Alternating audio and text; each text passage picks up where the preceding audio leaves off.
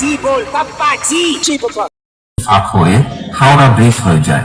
আর জয় মা দুর্গা সাউন্ড হলো সেই ভয়ানক বাদশাহ যার সামনে কেউ লড়তে আসলে ভিতরের প্লাস বাইরের প্যান্ট দুটোই ভিজে যায়।